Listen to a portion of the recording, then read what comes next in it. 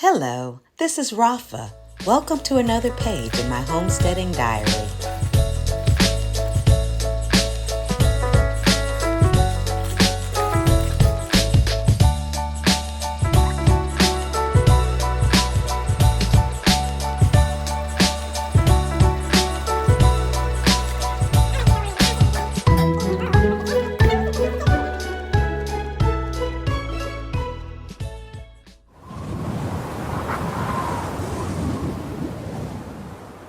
Hello, hi.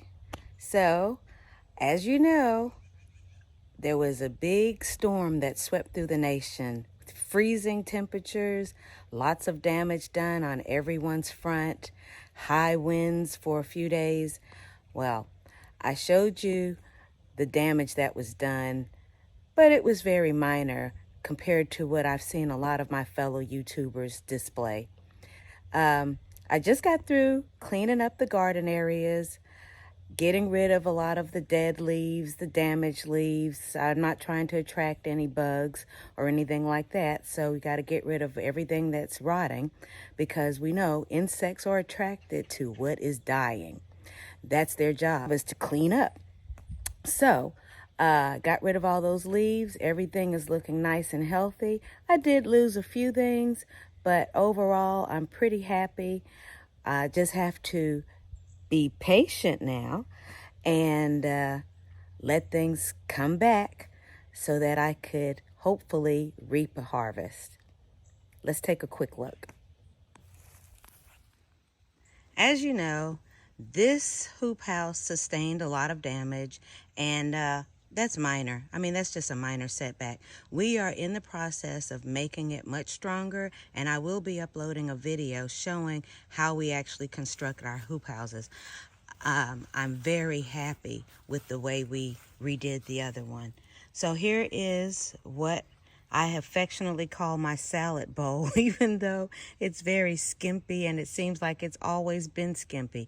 I'm not going to complain though, because I have reaped several salads for dinner out of this area, so I'm not going to complain. I will say the kale is looking good. I had to greatly cut back this butter crunch because the leaves were very wilted from the freeze. My red Russian kales, they're doing fine. I have some romaine coming up in here. Here's a butter crunch that's doing well. A kale that's doing good. There's a butter crunch.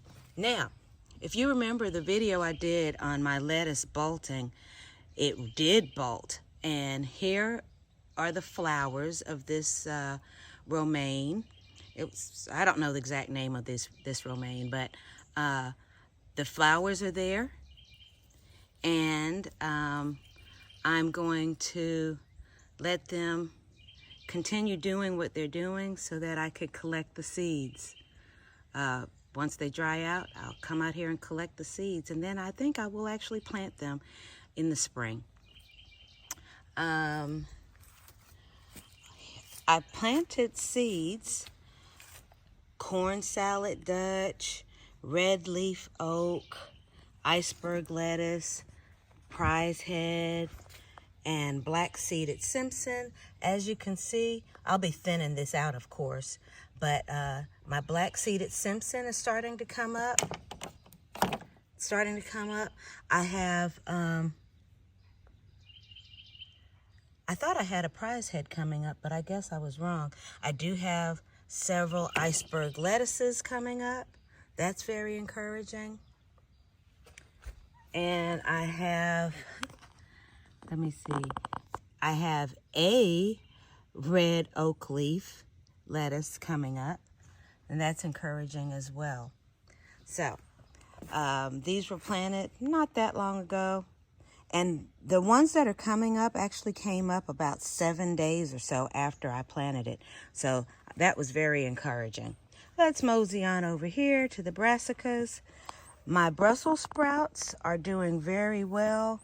If you see, let me see, get rid of some of that water. I just fertilized everything and watered them down real good.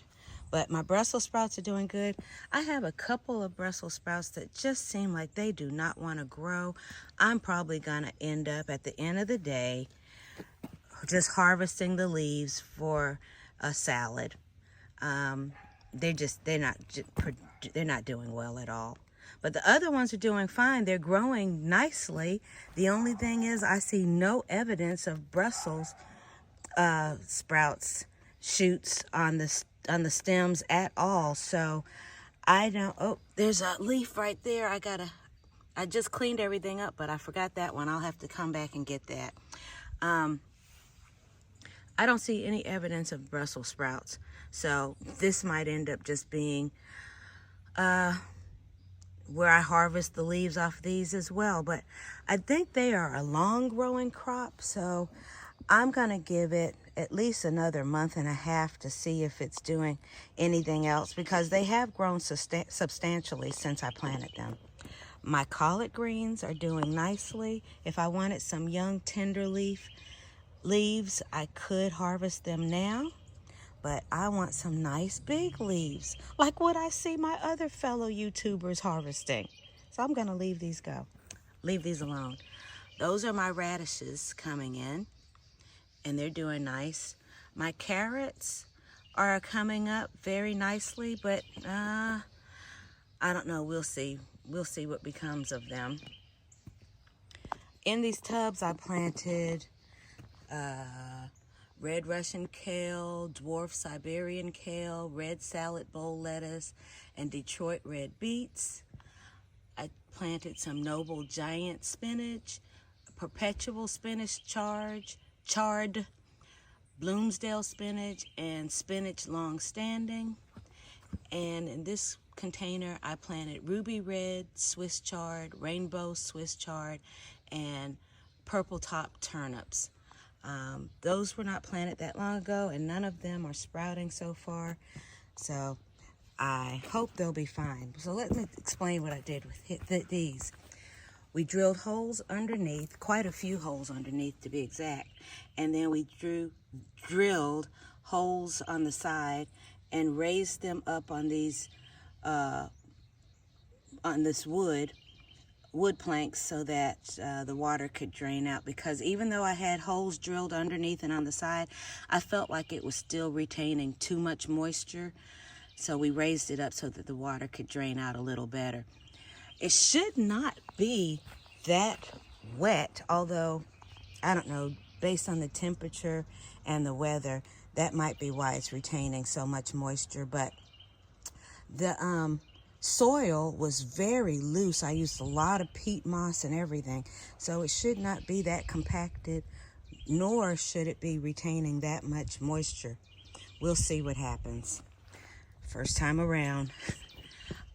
Those yellow lids came in handy during the freeze. I just covered everything over with them, and that turned out to work nicely.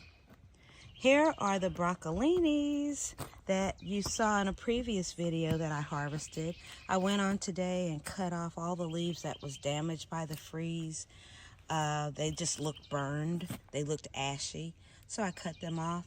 But you can see I have the shoots coming back, and you can see that where I harvested the centers that's healing up nicely.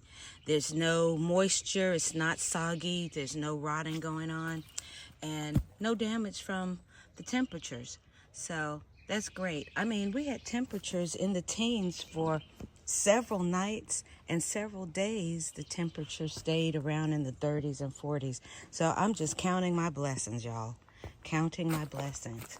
Here are mustard green starts that I have, all planted from seed, so they're going to do what they do, which is take a very long time to grow.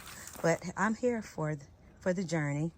I'll clap them along the way. I'll clap them up and give them their praise along the way. But they're doing nicely. All of these are Brussels sprouts and broccolis that I planted a while ago from seed, and I thinned them out a few weeks ago and repositioned them in this garden plot, and they are coming up nicely. We still have a long way to go with them, but they're doing nicely. You can see these romaines, when the freeze first came through, they looked translucent and, oh, I can't even describe. They looked soggy. Some of them looked extra crispy. I didn't think they were going to make it. I just took the dead leaves off, the damaged leaves off today, and they're looking nice and healthy. So I'm happy. My onions, I took the dead parts off of the onions. Took those off today. Here's a cabbage collard that's doing fine. That's another cabbage collard doing well. Over here, if you guys watched my Tiny Tim video, I did something that was not very wise, which was I brought them outdoors thinking they needed more sunlight. And as a result, when the freeze came through, they just couldn't handle it and they all died. And they were progressing nicely. I was excited about being able to do an update. But with one fell swift, they are all gone. So here's some more some more mustard greens and collard greens from seed. My herbs are doing really nice. Parsley, pineapple, mint, lemon thyme, German thyme, more parsley. They're all doing fine. That's some mint, oregano, dill. You know, that mint is doing well. I cut some of them back. Here's some tarragon that I just planted a couple of them. I'm surprised that they're doing anything. There's my lemon balm. And now I replaced all the marigolds that died. I replaced with these pansies, y'all. And I'm not going to do that next year. Looking at how they look in the garden, I don't like it. It's too, some people like that wild, organic, untamed look, but I just don't like it. It's not for me. I will not be planting pansies again. Here are some either beets or radishes. I'm pretty sure they're probably beets though. And they are just taking forever to grow. But I'm gonna let them stay there until they decide to do what they're gonna do. Here are my cabbages. They're getting big. You know, relatively speaking. Relatively speaking. I have some comfrey here, and they're doing nicely. I'll be using that to fertilize my garden. There's some rosemary. Things are doing nicely. Here I have some cilantro. I just cut that back today. That's a mint that I cut back a few days ago. I have oregano, some more pineapple, mint, and curly leaf parsley. I cut my onions back, y'all. They were the bunching spring onions. And you know, you can cut those and they grow right back, so I'm not concerned. They were looking burned from the weather. Down this row, I have some garlic that's sprouting way too early, but they're there now, so we'll just let them do what they do, and it'll be some kind of learning experience. The learning experience will either be that was a terrible time to plant them, or it will be, hey, we can survive anything. Survive and thrive. Right here is a dwarf mulberry bush. It's hanging on. It's still green, and it's still in the greenhouse, so we'll see how it fares in the spring. All of my fruit trees, I'm not concerned about them because when I researched them online, before the freeze came, nothing needed to be covered. They were all cold hardy fruit trees, except maybe the fig maybe should have been taken in. But My mother and father have fig trees that they never did anything with through all the storms over the years and whatnot, and they've always produced just fine. So I'm not going to do anything with that one. We have, I don't know if I've ever introduced y'all to my fruit trees. We have a Red Delicious, a Santa Rosa Plum, a Contender Peach, a Fuji, a Carlos Muscadine, Fuyu Persimmon, and a Bartlett Pear, and a Brown Turkey Fig. I'm going to also be adding a Bosque pear in the spring. I hope to add some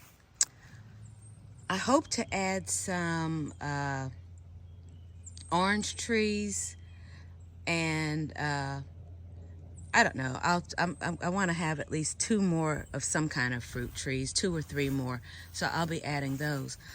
This is one of my lemon trees that has never produced any lemon, and I've never in all the winters that it's been here seen it hit this hard where the leaves have just, died down.